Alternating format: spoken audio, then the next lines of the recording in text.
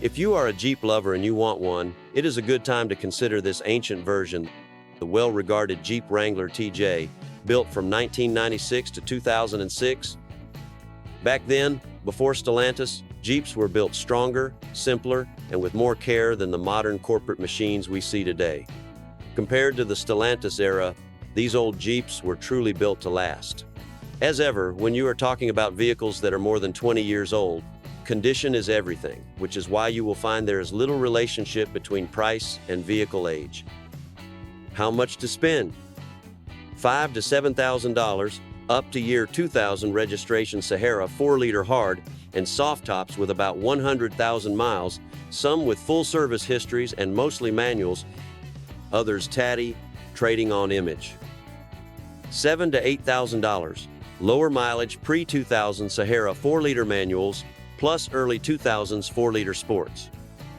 $800 to $900, more 2001 registration Sahara and Sport 4 liters, plus the occasional 2.5, all with around 70,000 miles. $9,000 to $12,000, tidy late 1990s and mid-2000s 4-liter manuals and autos with 50,000 to 70,000 miles. $12,000 and above, low mileage early to mid-2000s Sahara 4 liters. That said, be wary of the tendency for sellers to ask a bit more, since what else is there?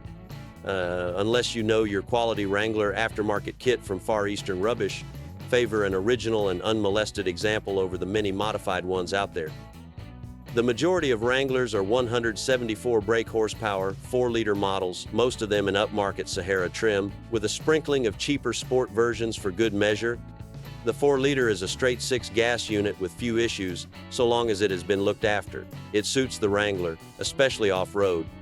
Because it has to work harder, the 122 brake horsepower, 2.5-liter 4-cylinder gas engine can be more troublesome. Check for bottom-end noises and a leaky water pump. The water pump is an issue on both engines. One thing in the 2.5's favor is its better fuel economy. If you have no plans to go off-road, it could be the one to choose. Worried about high mileage, Wranglers often rack up 250,000 miles without breaking a sweat. The model has selectable 4-wheel drive with a choice of high and low ratios. The transfer box can seize up if 4-wheel drive is not regularly selected, so ensure it engages smoothly. Check for noisy differentials and worn universal joints causing shunting too. The standard gearbox is a 5-speed manual, while the 4-liter got an uprated unit in the year 2000, but there is also a rare 4-speed automatic. It needs the correct transmission fluid, so feel for lumpy changes and excessive slipping.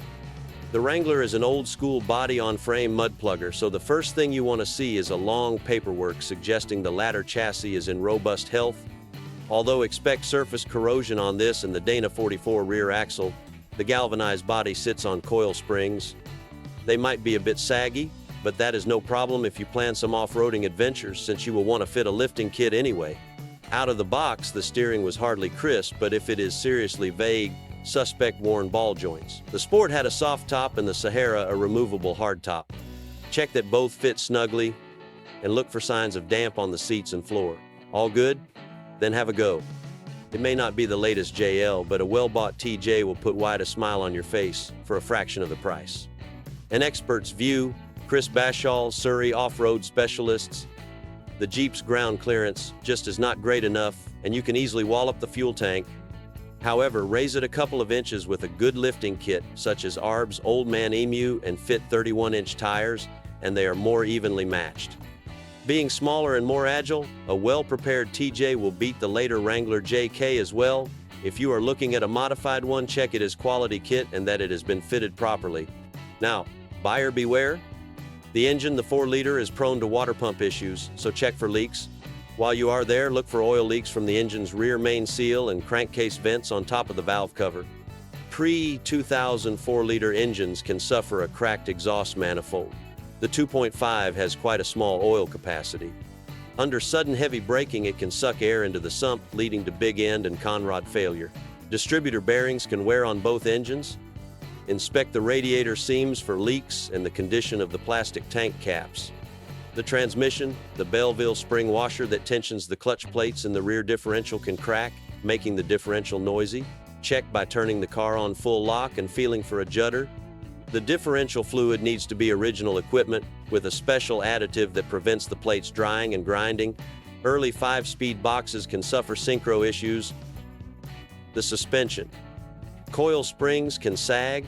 It is cheaper to fit new radius arms than replace their worn bushes. Check for play in the ball joints at the end of the panhard rods. The body. With the exception of the separate bolt-on front wings, the galvanized body is generally rust-free. The chassis should show only surface corrosion and nothing worse, although the rear portion of the frame can suffer, as can the rear axle. Also worth knowing, the Wrangler death wobble. This well-known condition describes the alarming behavior of the TJ's front axle when the suspension is all out of shape. Poor alignment, unbalanced tires, worn ball joints, or a loose anti-roll bar, any of these can cause the axle to wobble violently as you drive. It is worse if the car has been raised. That is the Jeep Wrangler TJ, a machine from the days before Stellantis, built tough, simple, and made to last. Thanks for being with me today. Do not forget to like and subscribe. Thanks for your attention, and have a wonderful day.